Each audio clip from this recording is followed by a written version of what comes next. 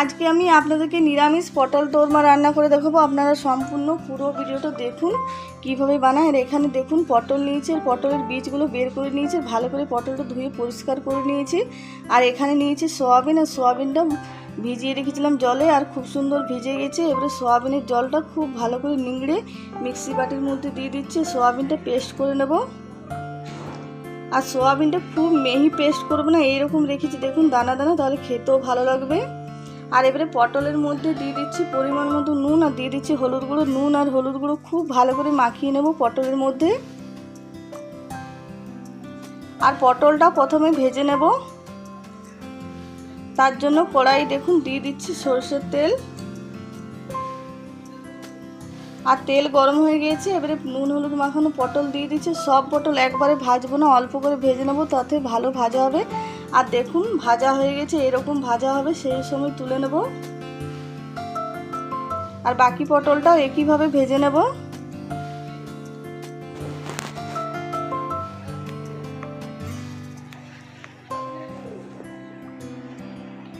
আর সব পটলটাই ভাজা হয়ে গেল। এবারে কড়াইয়ে আমি আবার দিয়ে দিলাম সরষের তেল, আর এবারে সয়াবিনটা দিয়ে দিলাম।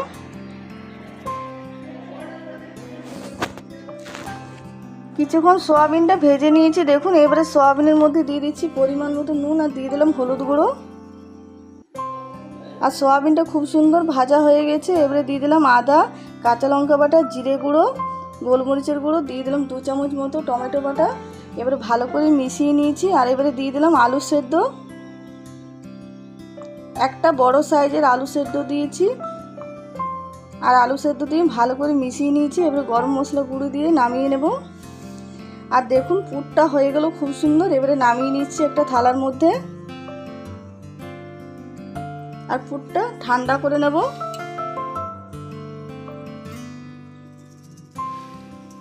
আর সয়াবিনের পুরটা খুব সুন্দর ঠান্ডা হয়ে গেছে। যে পটল ভেজে রেখেছিলাম সেই পটলের মধ্যে দেখুন পুরটা এবারে ভরে দিচ্ছি।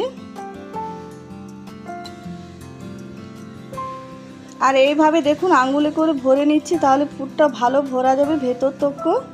আর একটা দেখুন হয়ে গেল। একইভাবে প্রত্যেকটাতেই পুর ভরে নেব পটলের মধ্যে।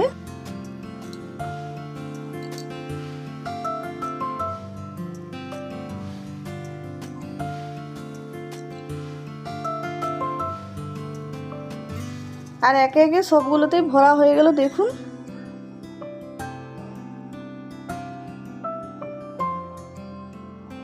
আর এবারে আমি কড়াইয়ে আবার দিয়ে দিচ্ছি সরষের তেল। এবারে রান্নাটা করে নেব। দিয়ে দিলাম গোটা জিরে, শুকনো লঙ্কা, গোটা গরম মশলা, দিয়ে দিচ্ছি টমেটো বাটা,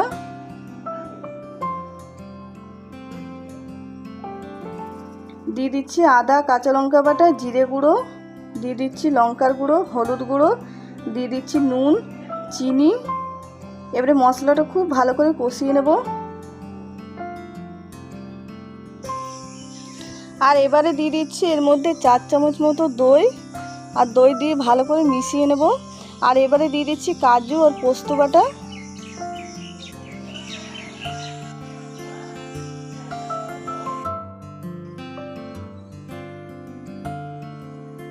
আর আবারও বেশ কিছুক্ষণ মশলা কষিয়ে নিয়েছি দেখুন। আর মশলা খুব সুন্দর কষানো হয়ে গেছে। এবারে দিয়ে দিচ্ছি এর মধ্যে জল, আর জল দিয়ে ভালো করে মিশিয়ে নিয়েছি। এবারে পটলগুলো দিয়ে দিচ্ছি ঝোলের মধ্যে। পটলগুলো দিয়ে 5 মিনিট রান্না করে নেব। আর অনেকেই কিন্তু নিরামিষ পটলের দোরমা ভাবে কিভাবে রান্না করব কিভাবে না, তাই তাদের জন্য আজকে সম্পূর্ণ পুরো ভিডিওটা এরকমভাবে যদি নিরামিষ পটলের দোরমা রান্না করবেন খেতে দারুণ লাগবে, কোনো পেঁয়াজ রসুনের দরকার পড়বে না। আর দেখুন 5 মিনিট রান্না করে নিয়েছি। এবারে দিয়ে দেবো এর মধ্যে 1 চামচ ঘি, 1 চামচ মতো ঘি দিয়ে দিচ্ছি। ঘিটা ভালো করে মিশিয়ে নেব। আর সব শেষে দিয়ে দেবো গরম মশলার গুঁড়ো। আর এবারে নামিয়ে নেব। আর এবারে নামিয়ে নিচ্ছি দেখুন পটলের দোরমা রান্না হয়ে গেল।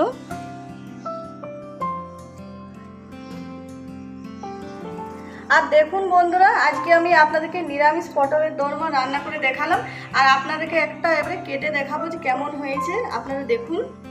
আর এখান থেকে দেখুন একটা তুলে নিচ্ছি, একটা প্লেটের মধ্যে নিয়ে নিচ্ছি।